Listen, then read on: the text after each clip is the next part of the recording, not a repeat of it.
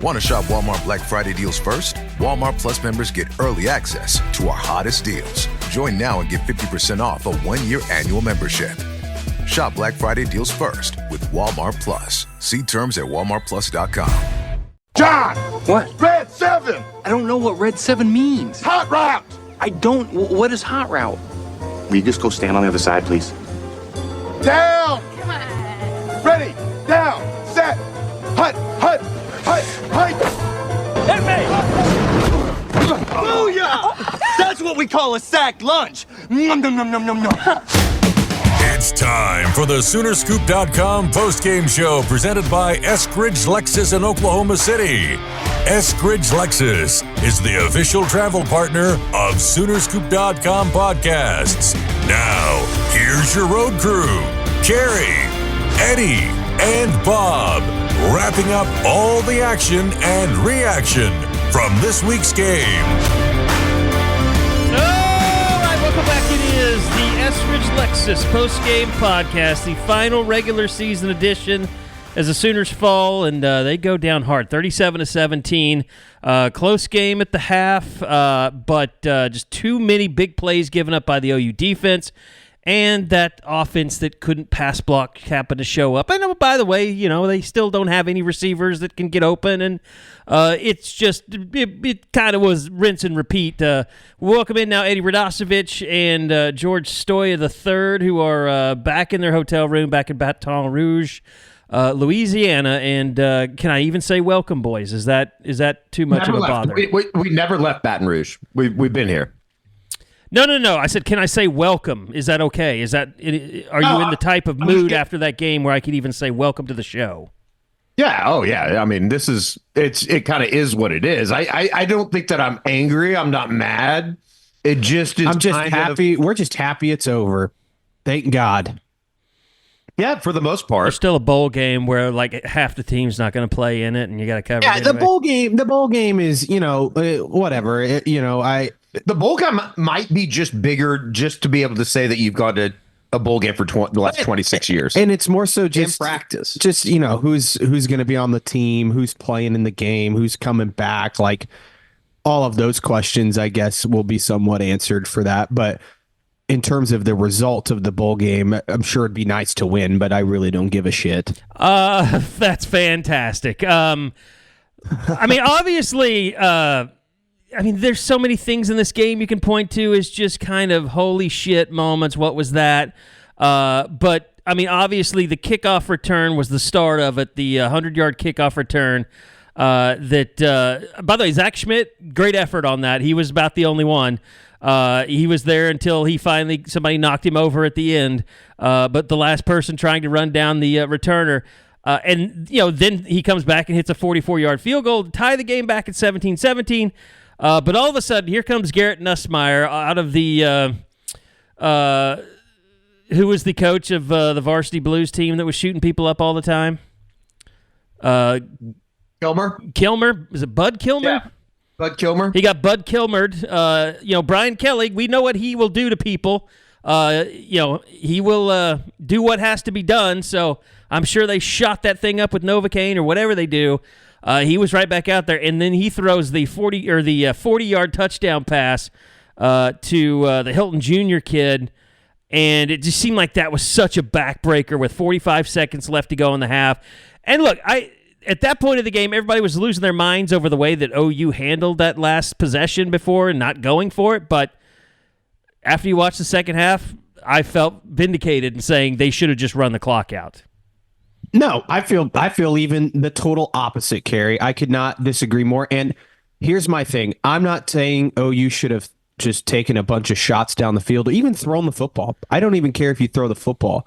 But to just run a handoff to Gavin Sawchuk and let the clock run out. Mm-hmm. I would have done that. I would have taken a knee. I would have too, yeah. You're the biggest pussy when you do that. But the ability or inability for this team to have... I know what this team is. I'm willing to admit what this team is. George, they threw more passes behind the line of scrimmage tonight than they did from 0 to 9 yards. Think about that stat. This is a team that cannot throw the ball down the field. They don't have time to throw it down the field. They don't have receivers to get open. They had one pass of 50 yards that was the perfect pass. And how many times are you going to duplicate that in the game?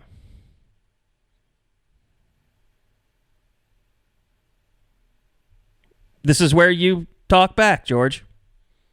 Well, well, you might just interrupt me if I talk back. Well, at least you're not quitting. That's a start. Well, Eddie just quit the pod, but I just think that the whole situation, Carrie, is like, what do you have to lose at this point? We've seen the worst case scenario, and I'm not saying that they should be pushing the ball down the field. We all know they can't do that, but they did have a great play to J.J. Hester earlier in the game. It was only a couple drives before that they were able to do that, and I just don't. All I'm saying is maybe you break a run a zone read, do something.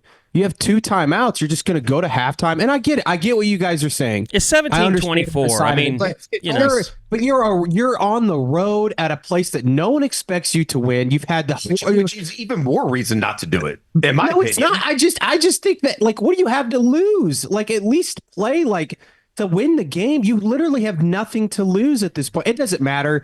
The offense wouldn't have done anything anyways. I understand that. They might have turned it over and gave him a chance to throw another touchdown.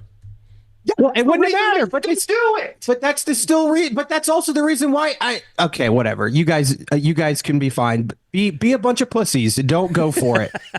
Like, my God, they're 6-5, guys. I know, but if they 6-5, and we're sitting here talking about that they should just take a knee before the half. What the is this? This is Oklahoma football. This isn't some bullshit deal. It's not football. Okay, no, it's not. He's right. Mindset of this. They've gone 6-6 and you guys are feeding into this mindset of like just pussyfoot around and don't play to try to win the game. Yeah.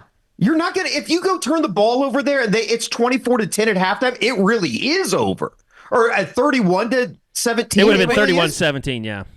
Going into halftime.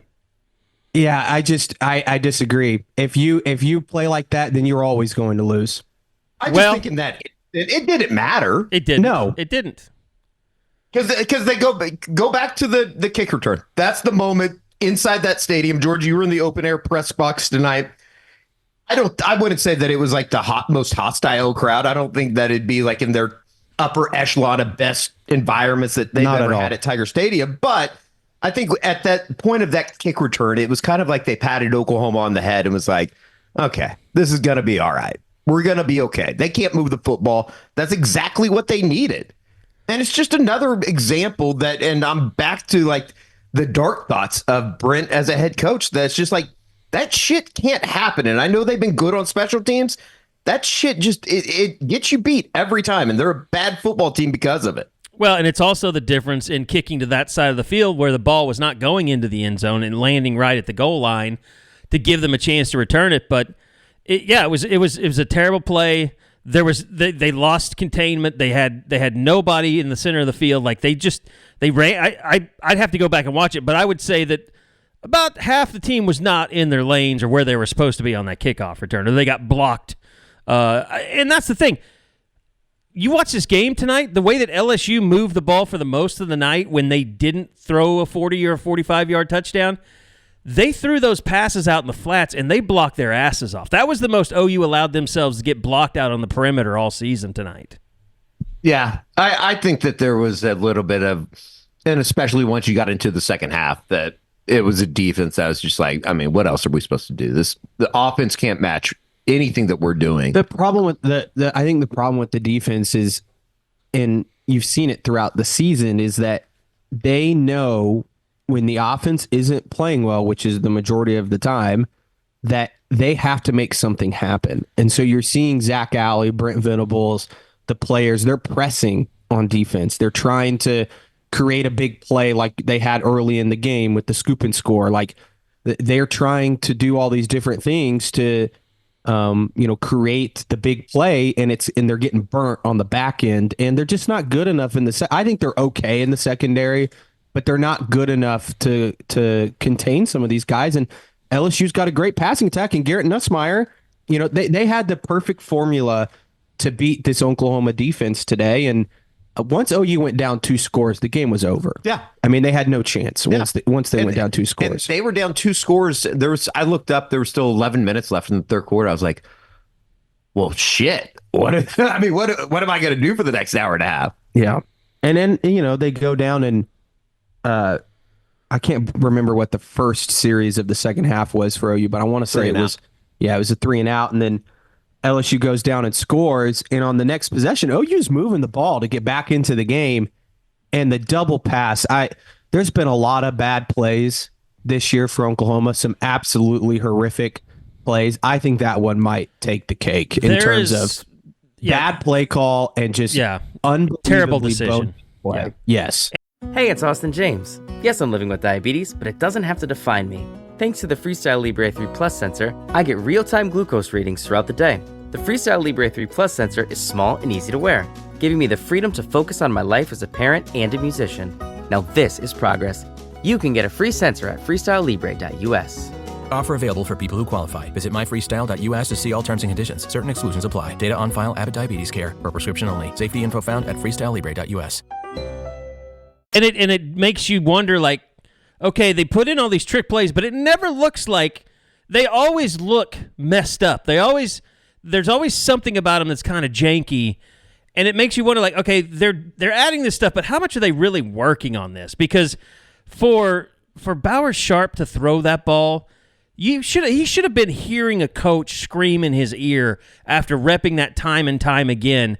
Do not just throw it up for grabs. No matter what you do not just throw it up for grabs. And that's exactly what he did. So I think it's part of the problem, just this mess of an offense and trying to find stuff that works with this offensive line and with this group of skill talent, to where they're also trying to throw in trick plays, and they're always kind of messed up looking.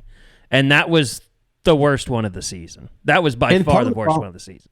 Part of the problem, Kerry, is every single one of them, for some reason, is to Bauer Sharp. Somehow Bauer Sharp is always like the center. He's either dropping a touchdown or he's throwing an interception. Yeah. Or he's running a jet sweep or some shit. I think Bauer is a good kid, but it's just been a really tough season, man, for him. I don't think it's all his fault. I think, a guy that was playing at Southeastern Louisiana last year is only in his, I think, second year at playing the position. To be thrown into a role like this is unfair to him. But that tight end room as a whole has just been, of all the position groups, has just been awful. I mean, it's the worst team. It's truly incredible that a position group at the University of Oklahoma has gotten that bad. Like, how did they let it get that bad? That's on Joe John Finley. Yeah, 100%. And I think that he's definitely going to be relieved of his duties, or whatever you want to call it, when the time comes. I know that he talked about it after the game. Like, it sucks for him. I kind of feel bad for him, but at the same time, it is what it is. He's been about the only positive of the offense this year, just his play calling for some of the games. Yeah. I mean, and I think he did a good job when he was thrown into that position, but I mean, offensively, it's just, Kerry, I know that you've probably seen the stat that's running around there on Twitter and talking about Bauer Sharp led OU in receiving this year with 324 yards. There was a time where D.D. Westbrook put up, I think it's 416 in a matter of 2 weeks. 349 yards led the team in receiving yards this year. It's crazy. Yeah, I vacated Twitter as soon as the game was over. The Scoop account got a little contentious, so I just had to step away. Contentious? How? What do people want? What do people expect? It's the same old shit. I mean, fire Brent now. Yeah. Mm-hmm. Well, that's not going to happen. So people got to move on with that idea for now. I don't think these are people that generally consume our content, because to be that lost and to think that somehow Brent Venables is going to get fired, like, you're not paying attention to anything we say at all.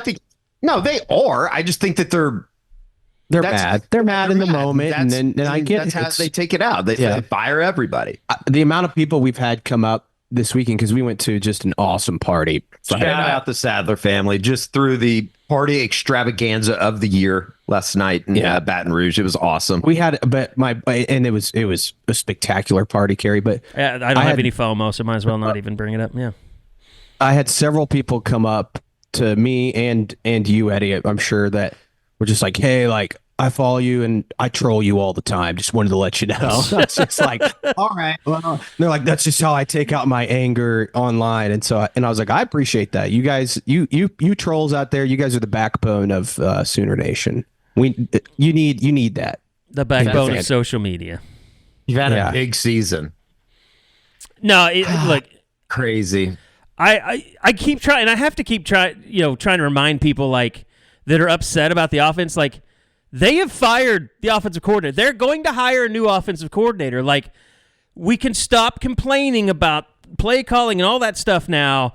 The thing that you worry about, and you guys kind of alluded to this, and I know you talked to Jackson after the game, it was kind of refreshing to hear that he is keeping an open mind until he finds out what the offensive coordinator situation is going to be. But, and you talked to, George, I know you tweeted about this toward the end of the game, about I just sometimes wish Jackson would just let it fly and see what happens. Even though his receivers aren't coming wide open, even though he might throw an interception, I'd just like to see, and I think a lot of Sooner fans share that, but I think that's part of what's happened this year and what's been so damaging is that Jackson Arnold has literally become more afraid of screwing up than he is has any kind of joy or motivation to succeed. It's almost like after that bowl game, when he threw the 3 picks, it was like they spent too much of the offseason planning in his head, you can't turn the ball over, you can't turn the ball. Like, he's a guy that doesn't, until like the Maine game and then the Alabama game, like, I felt like he was a joyless quarterback. Like, he was out there just trying the Missouri game was awful. You could just tell his mentality was don't screw this up, don't screw this up. So ever since the Tennessee game, Kevin Johns had to do something to rebuild him. And I thought, for the most part, he was the only thing that was really a positive offensively tonight with his legs. Of course, he didn't throw the ball down the field. He did have the one big pass, but it's just like he has been so screwed up mentally by this experience and this staff. I wouldn't blame him. I know plenty of fans are like, I don't care. I want him to leave. Like, I don't think we can judge Jackson Arnold. It's so weird to say after watching him play for a year. It's hard to know exactly what kind of quarterback he's going to be. Definitely, Kerry. I agree. When you add in everything that's happened with the offensive line and the receiver issues, the offensive coordinator, all that shit, it's hard to say. I think we've seen glimpses of Jackson be great, but are you coming over to my side? No, not at all. Because here's my counterpoint to your side about keeping Jackson, and maybe you do, I don't know, but like the 3 biggest plays tonight offensively on either side of the ball were go balls, and one of them was to J.J. Hester, who did not beat his guy originally. Jackson took a shot, J.J. made a play. It was the biggest offensive play for Oklahoma in a long time. It was the longest pass of the day between both teams. Right. Garrett Nussmeier on the other side, he threw 2 touchdown passes over 40 yards. Both times, he lets that ball go when his guy has not won his battle yet. One of them, the guy makes an unbelievable play on Eli Bowen. The other one, he runs right by his guy. OU doesn't do that. OU doesn't take those chances. And I'm not saying that, OU has a bunch of receivers running wide open, but and I also get that a lot of these guys, Zion Reagans, J.J. Hester, whoever it is, like, these guys weren't supposed to be playing this year. But at some point, like, it's my same argument with the end of the first half. What do you have to lose? If you're Jackson Arnold, what do you have to lose? Like, and especially in the second half today, when you're down 2 scores, like, just throw it, just let it go. Like, we've seen the worst case scenario play out. Like, I know we always say this and we're like, it can always get worse. Sure. Maybe you throw a pick 6. Who gives a shit? It's the last game of the season on the road. Let the ball fly, man. And that's the part that concerns me and that's why I think you're right, Kerry. It goes back to the Alamo Bowl, the Tennessee game. I think he's really gun shy, and I don't know how you get that out of him at OU. Maybe he can get that out of him somewhere else with a whole new restart and a fresh start, but I think it's going to be really hard to get that out of him if he comes back to OU. Maybe I'm wrong, and maybe he comes back and is an unbelievable quarterback for Oklahoma. We've all seen he's got a lot of talent, but it just feels like everyone in this situation needs a little bit of a fresh start there. By the way, you guys are in Baton Rouge, courtesy of Eskridge Lexus, the official travel partner of the Soonerscoop.com studios and Soonerscoop.com, the website, but helping us get where we need to go all around the SEC. It's been a cool new adventure for you guys, at least, to go to these new games and get invited to big soirees and all that stuff. And it's thanks to Lexus. And you can receive a $1,000 discount when mentioning that you're a scooper. So come by, test drive the new GX550, maybe look at one of their mini RX 350s or other great Lexus models. Maybe you want the cool sedan, the LS. Maybe you want the convertible, the LC. You can also see all their inventory at eskridgelexus.com or call 405-755-9000. I don't know how many years Ed and the boys have been doing this for us, but it's got to be close to, I don't know, 6, 7, 8 years, something like that. Eddie and I both proudly drive Lexuses. But if you're interested, go to eskridgelexus.com. It's the December to Remember sales event going on until January 2nd. But also tell them that you're a scooper and you'll get $1,000 more off from the boys over at Eskridge Lexus. What did you guys drive this weekend? We're back in the blue. The big blue is what we are referring to her as. But it's one of the RXs that we've taken around. Very nice. Does it have like the heads-up display like we had on that one time? No, I don't think so. All right. Obviously the game, it's going to be people aren't going to remember it. We don't have to sit and rewatch it and all that stuff. I mean, I'll probably do it because I'm a sicko. But really, after the game, talking to the players, it was pretty much just about what happens next, wasn't it? Yeah. For the most part. And obviously there was some talk with some of the guys, like an Mason Thomas, who had a really nice night, talked about some of his plays. The scoop and score was awesome. Great play by Grayson Halton to knock the ball loose. The sack of Nussmeier in the second quarter for Mason was unbelievable as well. I thought he was hurt. Like, I don't know how Nussmeier even came back into the game. It looked like either a separated shoulder or a broken collarbone. Like, had to be one of those things. Yeah, that's tough. But outside of that, talking to Danny and Billy and Jackson, George, you were over there for that. I think it's just kind of a totality of the season, and I feel bad for those guys. I mean, none of them signed up for this shit. They just happened to be on a really bad football team. Yeah. It sucked talking to Danny. I know, shaking his hand after the game and everything. He was pretty down.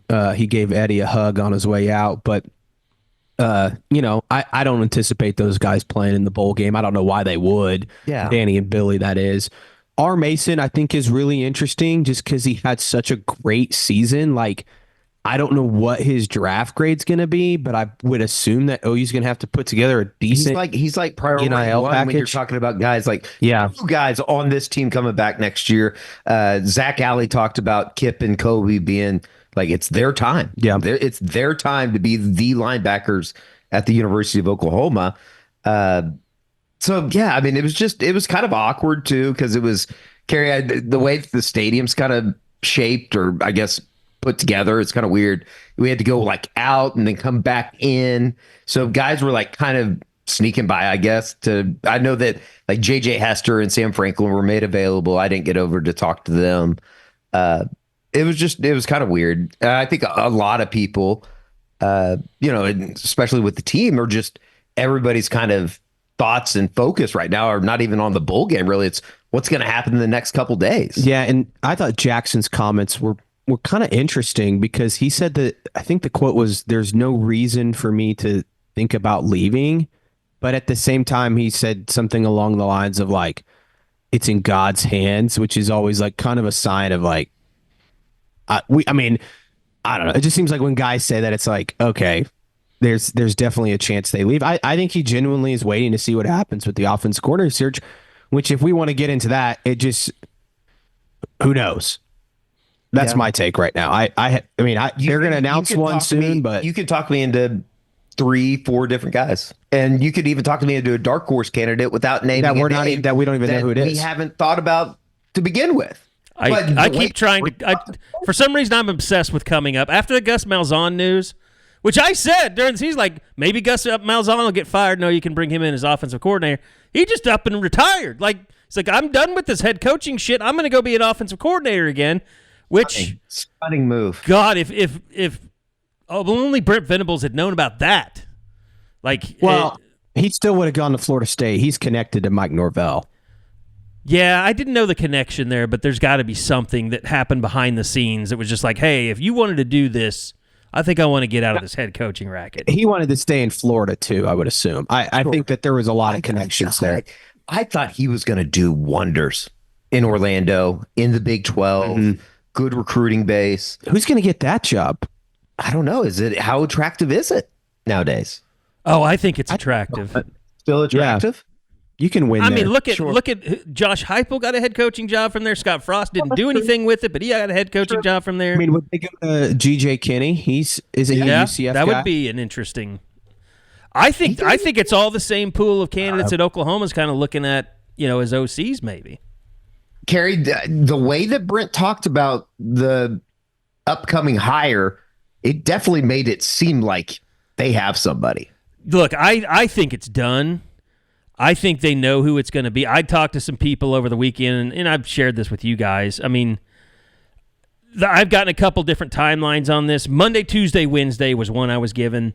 What I was talking to people yesterday, and we were just like, let's start making some calls. Let's find out what the word is on the street. Like, it wasn't a done deal. Like, they know who they want, but it wasn't. So things could change. I mean, like, for instance, if it could have been Arbuckle, but maybe Utah's where, or it never was, or they got down to doing the interviews and, they just decided like that, Joe and Brent together decided we like this guy. I mean, obviously the Georgia Tech game the other night, everybody was pretty obsessed with Faulkner, with the offensive game plan they put together against Georgia Tech. And then the overtime, I don't think you can, I would never want to hire a coach based on what his overtime is like. That would be the worst way.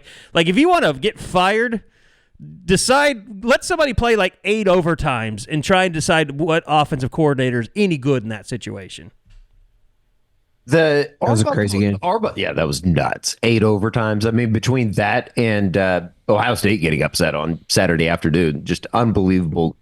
Ryan Day. Maybe you can get Ryan Day to be the OC. He might be looking for a job. They're going to be having some probably even darker conversations than we've been having over the last 6 months. Baker Mayfield almost caused a riot today. For the actions of the past. Yeah, no kidding. That was unbelievable. We were watching all that unfold at one of the tailgates. I think both teams got pepper sprayed at one point.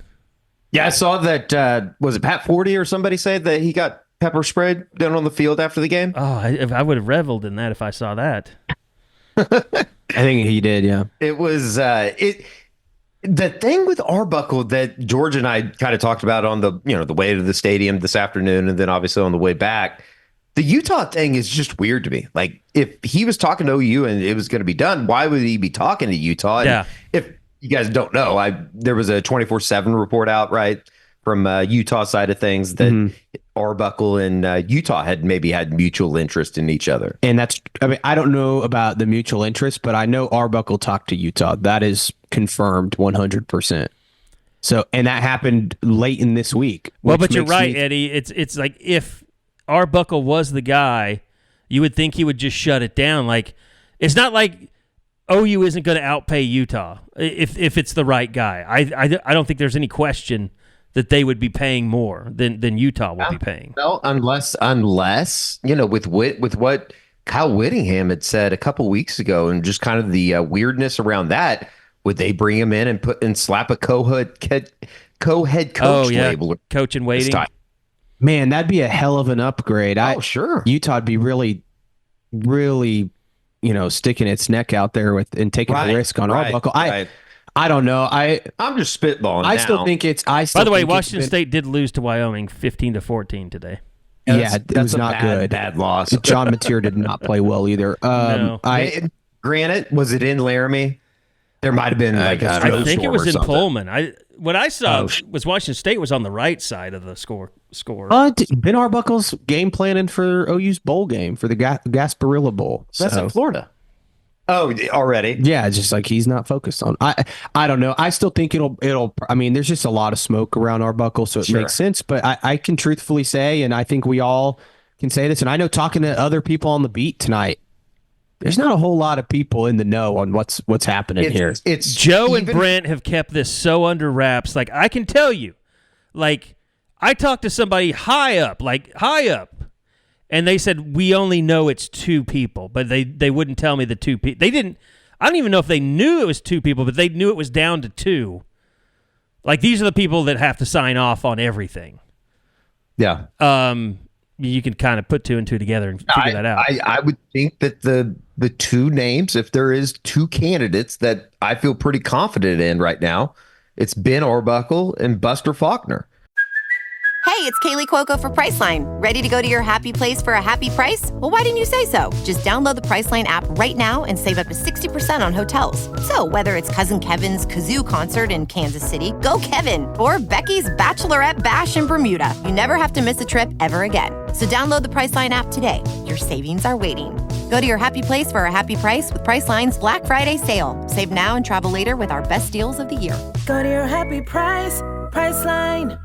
And the Buster Faulkner thing, I keep going back to, and it's fascinating to me because of the inactivity that Oklahoma has made at the quarterback position and his relationship with Grady Adamson.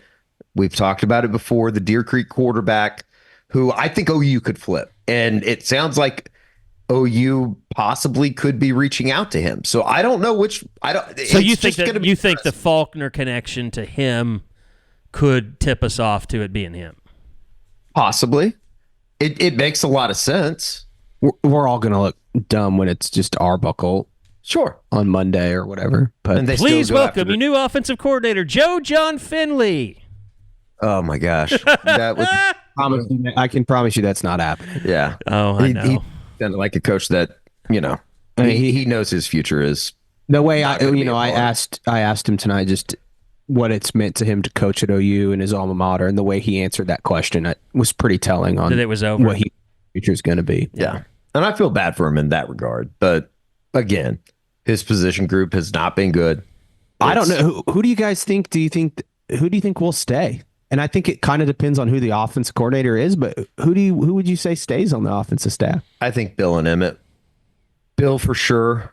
I really don't know what Emmett, does he want to be a part of this rebuild or whatever you're going to call it on the offensive side of the ball?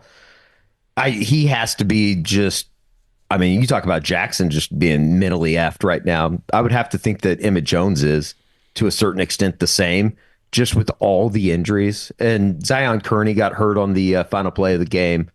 He got basically, I saw that.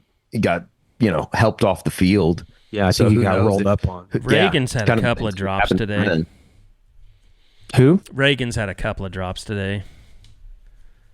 Yeah. He had one catch. But here's the thing, too. It's like with Arbuckle in the SEC, does the air raid work? Like if you're true air raid, is it the best course of action? Where as you have a guy like Faulkner who started in the air raid, but he's been through so many different systems.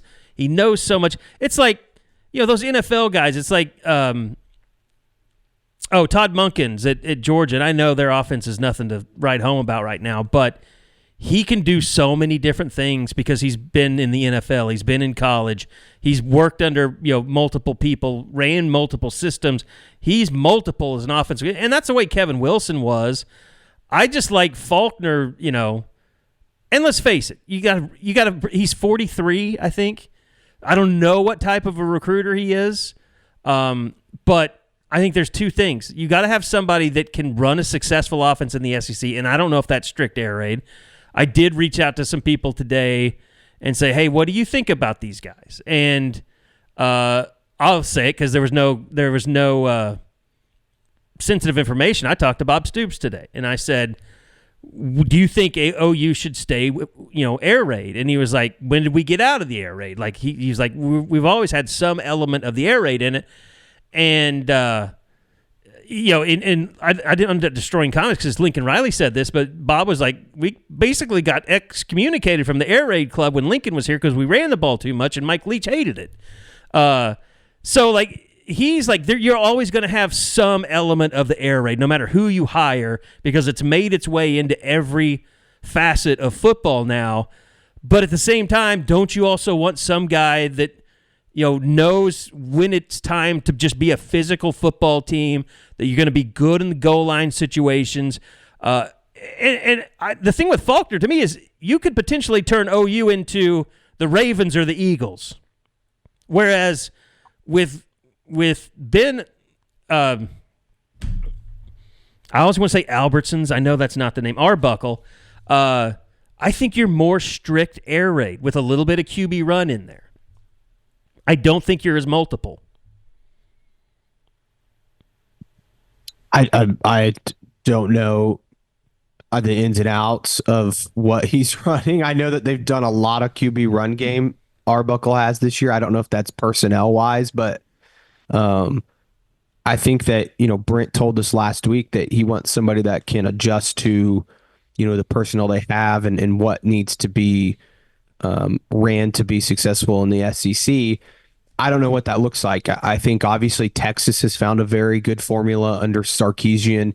Lane Kiffin at Ole Miss is obviously running a very high-powered offense. Even Jeff Lebby at Mississippi State had a lot of success this year. Mm-hmm. Those were all versions of the spread with some pro stuff mixed into it, air raid mixed into it. So I don't know. You mentioned Georgia.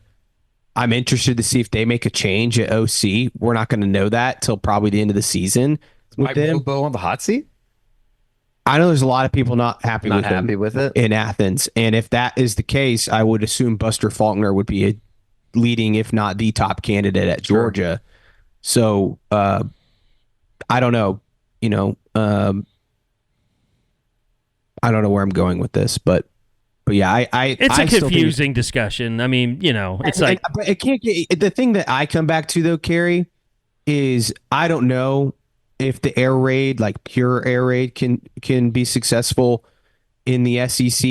LSU a few years ago when they won the national title, they ran a version of the air raid offense. Now they had the greatest, the best, the offensive line. They were all 6'8" and 380 pounds. One of the greatest quarterbacks in college football history. To first team Pro Bowls, receiver. Yeah, like it's a little bit different there, but I come back to the idea is like it doesn't need to be the best offense in the country to go win football games. It just needs to be way better than what it's been this year, and that's like if you can be top 50 in the country offensively, I think that this team could win 9 games. They lost 17 fumbles this year. Yeah. Led the country. Jackson had 10 of them. I mean, think about how just detrimental that is to a game. And we talked about it, but just how catastrophic every one of those turnovers were. It's truly, Kerry, it's a spectacle almost to think back about how bad this offense was in comparison to the turnaround that they did defensively and then what they used to have offensively. I have some friends, jaw-dropping friends who, and they're separate from each other, but and I'll tell you, and I think some people that even work here sometimes, they are convinced that Bauer Sharp is a plant from someone from somewhere. That he was put here to ruin OU's offense. Like that's how insane this year has been with the turnovers and the weirdness and the drops and the interceptions, and it's just like, and it is like he keeps touching the ball, so it's like, and I get it. Like we've said this, I get why you think that Devon Mitchell couldn't be any worse. It's just bad. I mean. You said you don't really care about whether it's air raid, this or that, or I don't know if that's exactly what you said, but to me it's kind of like the halftime thing. It's like just asking for functional. OU has to be better than that. Just asking for someone like, yeah, you can get somebody in here to run a functional offense, to have a quarterback that has some confidence, that can complete, execute things passes down the field, get guys open, but if you can't do that on the road against Ole Miss or Georgia or LSU, you're setting yourself up for failure if you're not asking for the very best from the beginning. Yeah. I mean, I think that, and this is going to suck, but we're getting ready to face maybe one of the longest off seasons in OU history that is going to just be clouded by basically every type of way that we're going to have the conversation of Brent's they have to win X amount of games or we're going to be doing a coaching search a year from now. I mean, you have to make the playoff next year. I mean, I think that's the minimum. That's the seems that's like the it. Bar. And that's what I think that, because Texas has ruined any hope of not making the playoff being the bar. I think that the what's going to be interesting is obviously who they name as offensive coordinator the next couple of days. But then the transfer portal guys, they're going to have to really rebuild, I think, several rooms. And I think that they'll be able to hold on to a lot of their offensive linemen, barring Bill Beatenbow leaving. But even at like receiver, I think they're going to have to go out and get a couple guys at receiver because I don't think Deion Burks is coming back. I have no idea about Nick Anderson. And then Jaden Gibson, Andrew Anthony, and Jalil Farouk have had so many injuries that I don't know if you can really count on them just being back to their old selves next year, even if, and I don't even know if they are coming back. I think Farouk is. I think Gibson is, but I have no idea about Andrew. I thought it was strange that he was on the injury report this week as questionable. And then tight end, you have to rehaul that entire room other than Devon Mitchell. Running back, I think it largely depends on if DeMarco leaves. I don't know who's staying in that room other than Xavier Robinson. Like, I could see that room just totally flipping. So, like, the transfer portal is going to be there. Like, I feel like the last couple years now, they've gone in and just tried to fill a couple holes and add a couple depth pieces here and there. You're talking about having to find, like, the best players at certain positions. Looking for a pickup truck to get just about anything done? Look no further. The Chevy Silverado EV isn't just the most powerful Silverado ever, with next-level towing capability and technology. It also offers game-changing versatility with the available multi-flex midgate and tailgate, which means Silverado EV helps you carry large, bulky, and oddly shaped items up to nearly 11 feet in length. Chevrolet. Together, let's drive. Visit Chevrolet.com to learn more. Well, that's a good point though, because like Javonte Barnes, what has he only had one? Has he even had a single year where he's been healthy? I don't think he has. His freshman year. Who's healthy his freshman year? Okay, when he didn't play that much. Well, he played quite a bit. He was a backup to Eric Gray. He rushed for like 500 yards as a true freshman. Okay, but I'm just saying, guys like Javonte Barnes, guys like Nick Anderson. Andrels is weird because it was one ACL that turned into multiple cleanup surgeries that kept him from coming back when so you can't really say that he's injury prone, but you can say Nick Anderson is. I mean Caden Helms is. Like, that's what I'm saying. And some of these guys, you have to recruit over them because you cannot rely on them. Yeah, I mean, you can't keep paying them. That's the bottom line. And there's only so much money to go around. And you has to start thinking about that. Like, and Brent alluded to it this past week. He said, if your best ability is your availability, and like you can't just keep relying on guys that can't get on the damn field. And that's not a shot at these guys. Like, I think Nick Anderson's great. I think that, when he's healthy, he's a great wide receiver. I think that Javonte Barnes is a good running back when he's healthy, but like, do you want to keep putting your eggs in that basket next year? I don't know. Like, welcome to real life where you're getting paid to perform. We cut you now, essentially. Like, it was all well and good when people were on scholarships and, people frowned upon, they're processing, the terrible coaches, they're processing the players. Now it's just the way business is done. If you spend 2 years being hurt, they can't invest in you anymore. The money needs to go to somebody. The money needs to go to a left tackle. Yeah. It needs to go to a backup quarterback. Just wait on it, guys. There's going to be some surprise portal entries, and I don't know who that is. Sure. But they're going to come, and you're going to be like, where did this come from? It's going to happen every year. And I think as much as that, though, George, it's going to be people will enter the portal to see if they can increase their value, and eventually they come back because the open market is not what they wanted it to be. Or they just wanted to get more money out of it. Because they're going to have agents that are going to be doing this for them. It's not so much the kids, but the agents are going to be like, you should get in the portal. Like, if I'm an agent worth my salt and I have a client that someday could be in the NFL, I'm probably telling them, get in the portal every chance you can because that gives us a chance to renegotiate. Yeah. I think that's going to become very common. Very common. And very common for not just good players. Oh, I know. That's what's going to drive people insane. And I think you'll see some of that with OU's roster. It's a scary conversation because I think that there is like a sense amongst part of the fan base that goes, they're just an offensive coordinator hire away.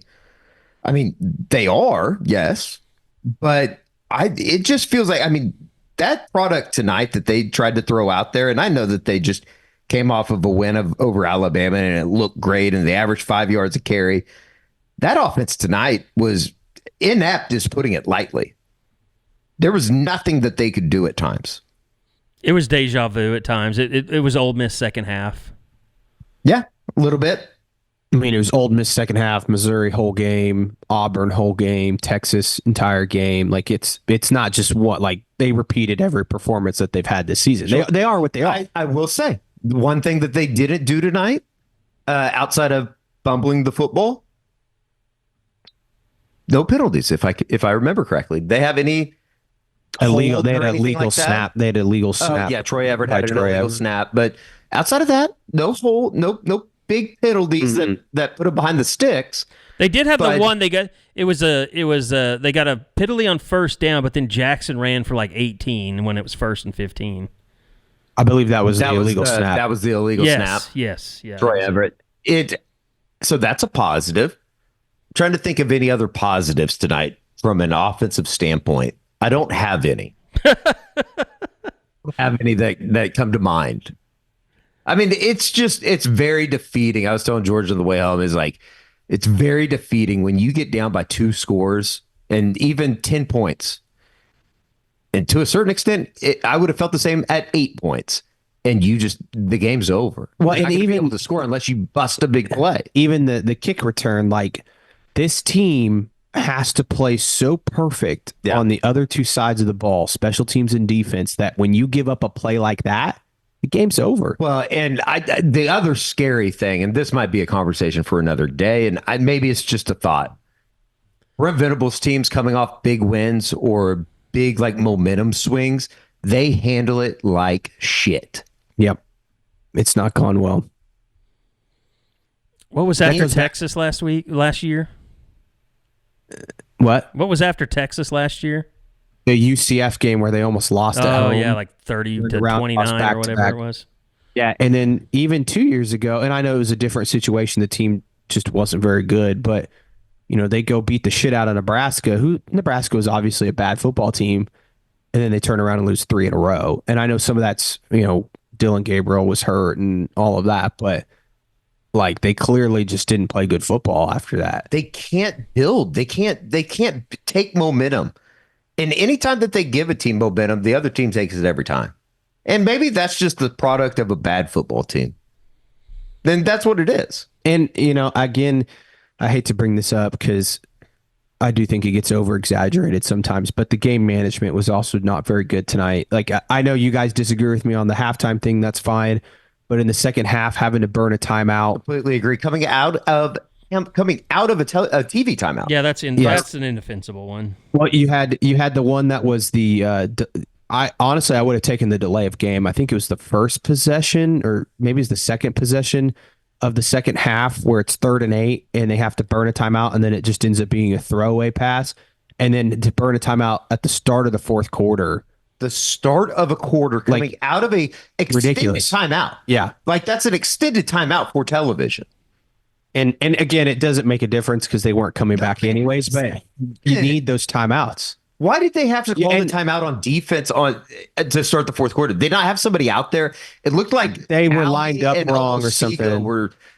Almost Sega was showing him something with a hand sign, and I took that as he was supposed to be in the game because then he comes back out after the after they called the timeout. Yeah, and I was talking to my dad about this after the game. He was at the game tonight, and he brought up a good point about the defense that, again, we've said it a few times, but they really miss Kendall Dolby. Like they that cheetah position is just, there's been some miscommunication. I think the first touchdown was a miscommunication between Woody and Billy Bowman. Like Samuel Masigo had some busts tonight. Like they just really are hurting there. But the timeout situation, like I know you guys disagree with me, but going into halftime with 2 timeouts in your pocket is just a bad look. And then you come out in the second half and you burn 2 at times that you just cannot burn them. Like especially in a game that you're trying to come from behind in. It's embarrassing. Well, I mean, Brian Kelly had some of the same issues. They called a bunch of timeouts in the first half, and then when their backup came in, he thought that he didn't know that they didn't have any more timeouts, and they had to take I don't think you want to be compared to Brian Kelly right now as a head football coach. I just don't. And Brian and I wouldn't say I'm comparing him to Brian Kelly. I'm just saying the team on the other side had serious time management issues too. Yeah. So it wasn't the difference in the game. No, but everything. Every little thing matters. Brent Venables era. Yeah, and all I'm just trying to say is like Brent always talks about every little detail matters, and that includes how you use your timeouts and clock management and all that stuff. And it just, again, it didn't matter at the end of the day today in the game, but it could have. What if that was a 7-point game and you had no timeouts left at the end? Like, that's the shit to me. That's like you just can't. That can't just keep happening every single week. Yeah, well, I mean, you're also playing with an interim offensive coordinator, and for us to keep bitching about the offensive issues, it just serves no purpose. They're going to make a hire. It's going to be somebody, and it's going to determine whether Brent Venables ends up being the coach here for a significant period of time, or if he gets fired after next year. Let's say they hire Ben Arbuckle. Do we think Brent's the head coach in 2026? Who's this quarterback back going to be next year? On Mateer. I don't think Mateer is going to cut it in the SEC. Edward. I mean, I look out there, and even with a quarterback, I don't see where they're going to have enough playmakers. Way to eat tea. You're listening to an ad for PC Game Pass. Want new games on day one like Indiana Jones and the Great Circle? How about living out your Sims life with EA Play? We're talking high-quality PC games all for one low monthly price. We got you. Learn more at xbox.com/PC Game Pass or click the banner. Indiana Jones and the Great Circle available December 9th, 2024. Game catalog varies by region and over time. Okay, that's the ad. You can go back to doing whatever you were doing now.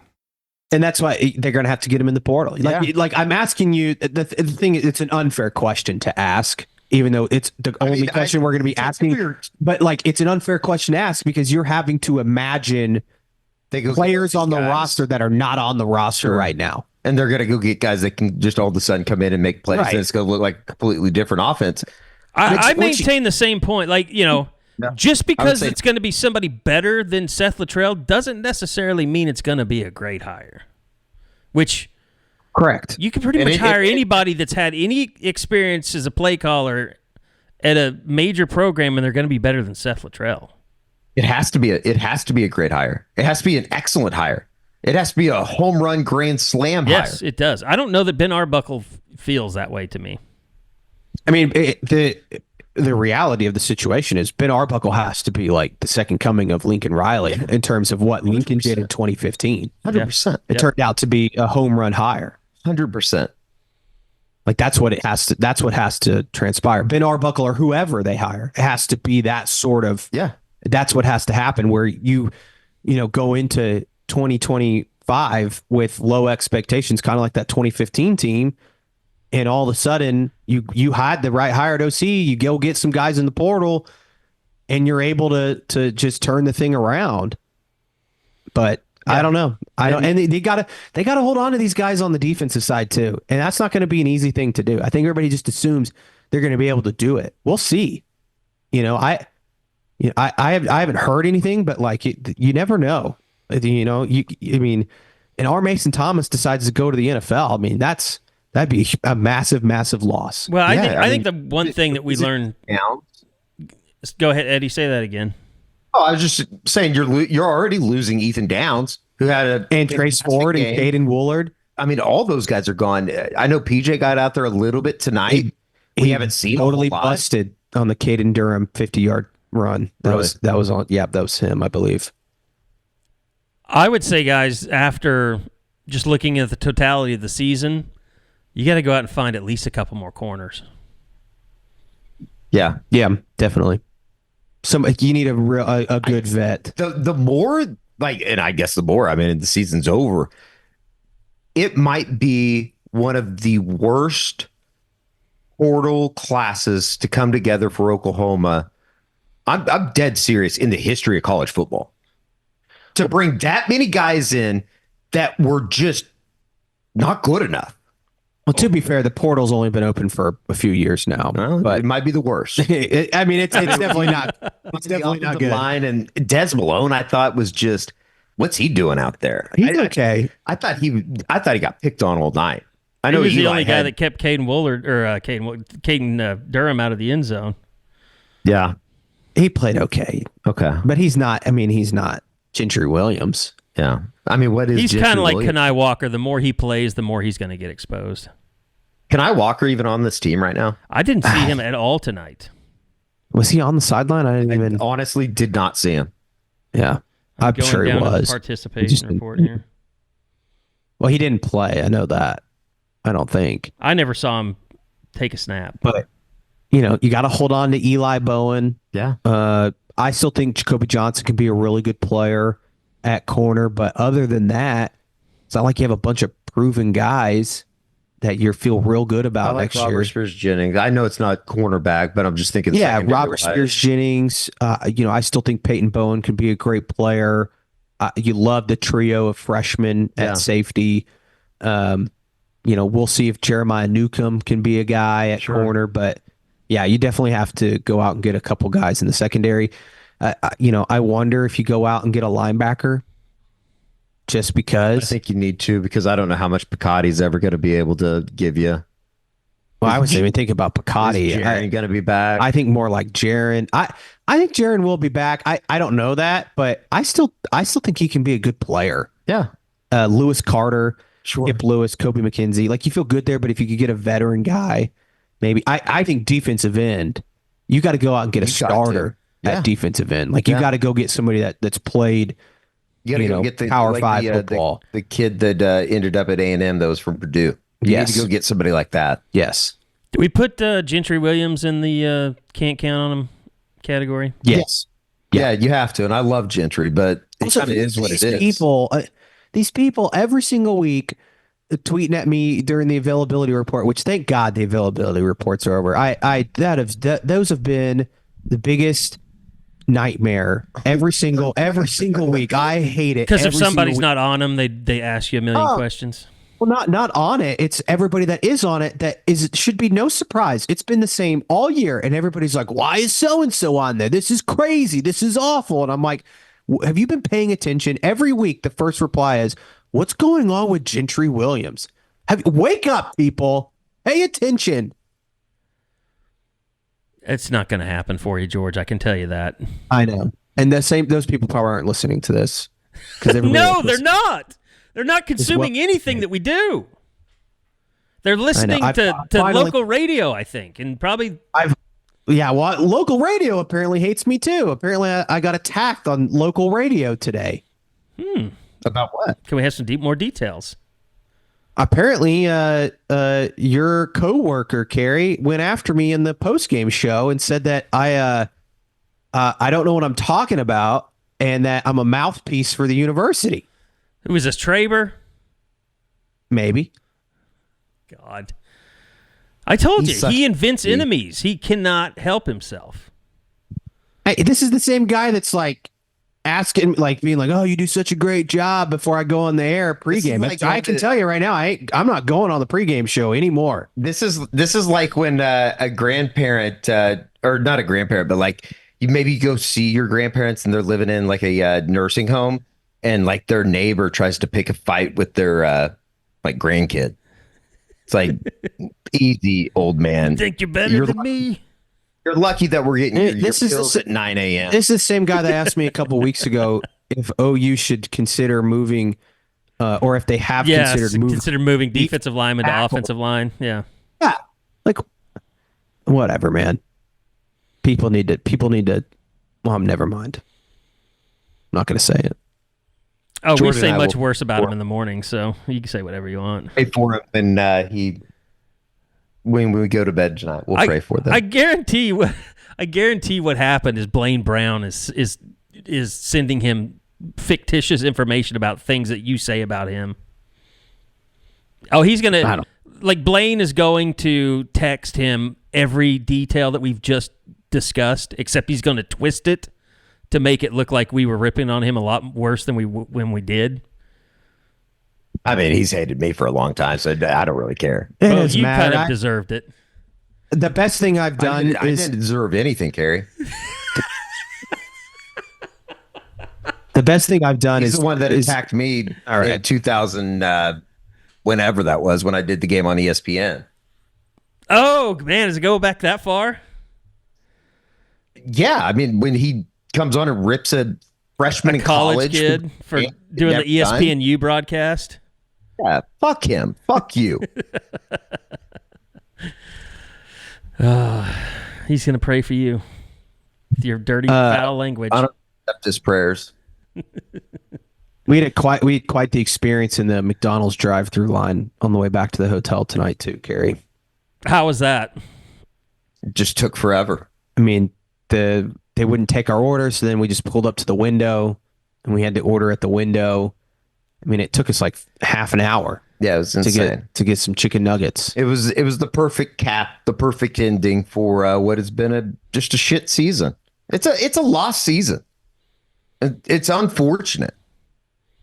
Yes, everything that was breaking news made to go into the SEC was supposed to be a fantastic move for everybody, and I don't think it could have gone worse. I really don't. No, it really couldn't have. I mean, it could have. You could have not had that pick six against Auburn.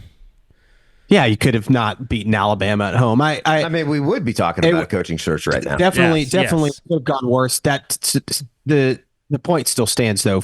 What Eddie's making is it's been a terrible, terrible first year.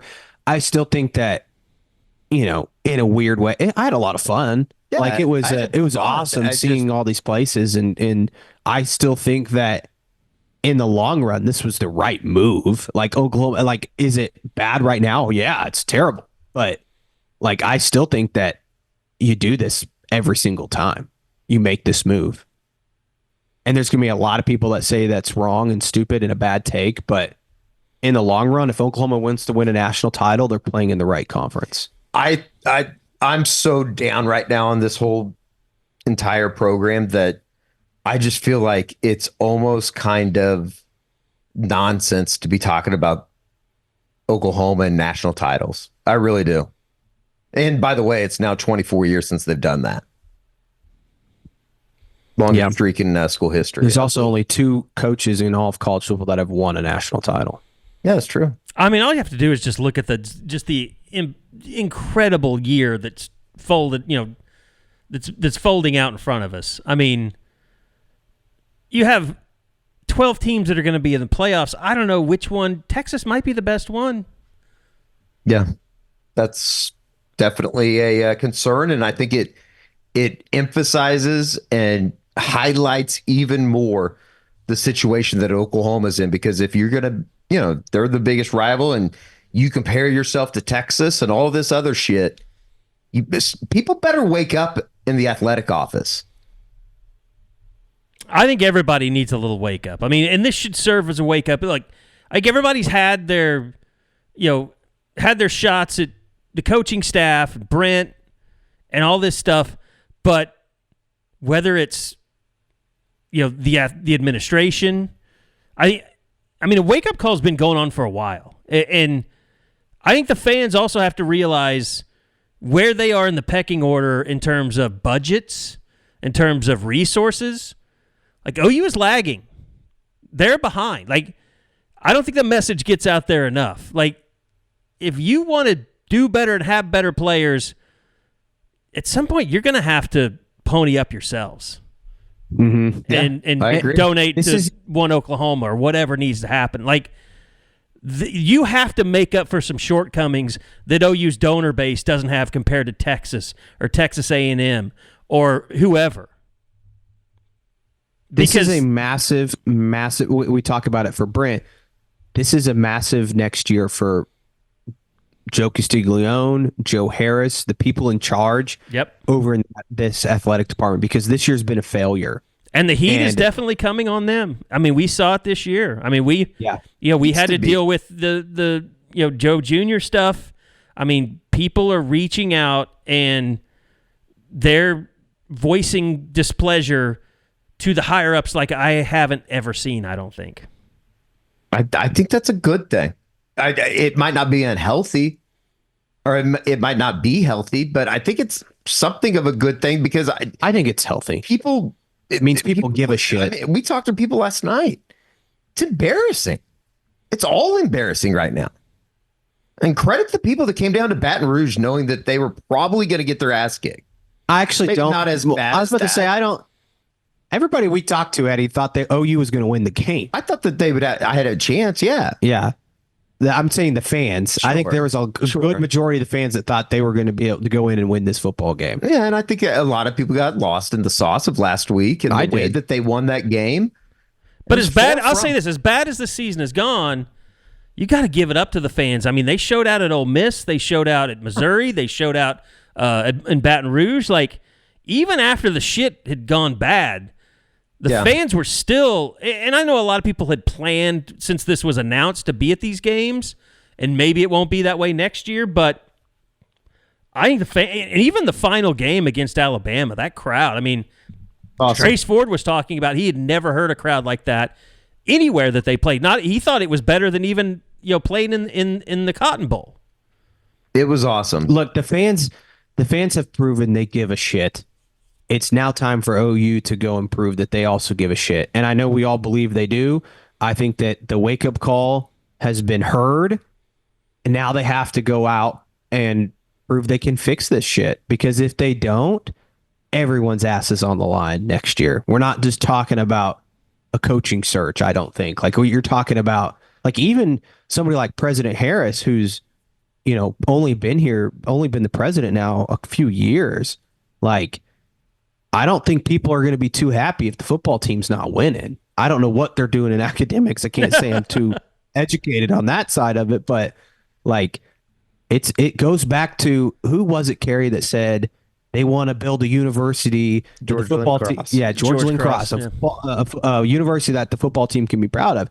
It's flipped. They've got to build a football team that the fan base can be proud of, because right now nobody's proud of this shit that they're putting out there. So it's on everybody. It's on Brent. It's on Joe C to make sure that they have the resources to do this, because it seems like they've been lacking in that area. It's on President Harris to make sure Joe C has the resources to provide the resources. Like, it's everybody. And it's that's what's crazy. It's like, this is a from the top down situation. Everybody, all hands on deck. Everybody has to try and fix this shit. And that's why this offseason is crazy. I think if One Oklahoma needs an idea, a marketing idea, people should be able to buy T-shirts when they donate to the collective that say, "I support One Oklahoma. I deserve to talk shit online." You could have make a deal. I like the idea. Because I think the loudest people are the people that would never give any money in the first place. Probably a fair accusation. So it's not. Look, a new offensive coordinator's coming. A new offensive. Let's see what happens. It's going to be soon. When do we think it will be announced? I wouldn't be surprised if Joe C isn't talking to agents like right now. It's 2:25 in the morning. It's what the Rolex Daytona says. I don't think it'll be Sunday. My guess is Monday morning. Well, no, but I think they'll hammer out the details today, which is Sunday. Yes, and then be ready to announce it Monday, but it might get pushed to a Tuesday, and at worst to a Wednesday. I was telling Eddie. I don't think they would do it on National Signing Day, Kerry. Oh, that's right. So. Yeah. Oh, yeah. But I was telling Eddie this earlier, Kerry. But we joked about them never doing a press conference with Zach Alley. I think they definitely will do a press conference with whoever they hire as offensive coordinator. They absolutely 100% should. And they're idiots if they don't. They need all the good pub they can get. They need to ride that wave into the offseason and get this guy, whoever it is, in front of the media and make him look like a superstar. Yeah. And cut that shit up and send it to every Michael Fasusi out there. Yeah. Yeah, you need all these quarterbacks to see your new offensive coordinator talking about his offense. Yep. And if they go get a portal quarterback, they need to put him in front of the media. I agree. I'm on the same page. Hey, Kerry, this might be inside baseball, but you'll love this story. I think an OU fan snuck into the press conference tonight after the game. Oh, yeah? And Mike Houck had to go up to the guy and who are you? What are you doing here? As Brent's talking in the back room, it was amazing. Definitely intoxicated. Yeah, he was shit-faced. And the guy, he's trying to say that he's with Dean, and Dean's like, he's not with me. It was unbelievable. And he had his phone out as if he was videoing everybody else was. Yeah. Was he head to toe in OU gear? He had an OU pullover on, but he had an LSU lanyard or something on. The beads, maybe. I thought he was just a whoever, like an LSU reporter or something coming in. I was like, that's kind of weird that he'd come to the press conference, not go to Brian Kelly's, but it was crazy. Maybe it was Captain 405. I got to tell you, I followed on the advice of Brian Davis, I followed the Texas A&M Police Department Twitter page tonight. There were some glorious. There were two guys they had to arrest for criminal trespass that were dressed up as construction workers and had phony construction worker lanyards on. Yeah, right before the game. There was thousands and thousands of seats available. They could have bought a ticket for $20 outside. By the way, there was absolutely zero security measures taken to get into the LSU stadium today. Really? I don't even think they had metal detectors at this thing. That's a first. I've never even heard of that in this day and age. Not it. Yeah. I think awesome stadium though. Yeah, best stadium that we've been to this year. It is cool massive. Did you see how the OU radio crew had to crush into their little cubicle that they gave him? The Spanish broadcast, Enrique and those guys were right next to me. They were in the press row. No way. Yes, calling the game. No, they were. They were right out there. There was literally on like 4 seats down from me. Oh, yeah, because you're open air and you're outside. Yeah. Which is cold as shit. Was it awesome? Yeah, I heard a little bit of it because they were still kind of further down, but yeah, they're awesome. Those guys are great. Yeah, I talked to them a little job on the Houston Texans games. Yeah, I was talking to them a little bit before the game, and he's a really good guy. Yeah, they're really cool. I was just telling them, how much we enjoy listening to them. It's we don't really know. Great calls. I don't know what they're saying. Yeah, we're we don't know what you're saying, but you guys are great. But it's a cool statement. I'd love to come back and get the full treatment because I think it was about, probably 60-70% tonight. Yeah. There was a couple moments where it got loud when OU was in the red zone and stuff, but people definitely dipped out early too. Once they went up 2 scores, people were out of there. was chilly, and they knew that OU couldn't move the floor. It was cold as hell up there, Carrie, because it's open, and I'm front row, and it's windy, and my hands were frozen. Yeah, hands always freeze first. Yeah. I'm glad I had some hand warmers.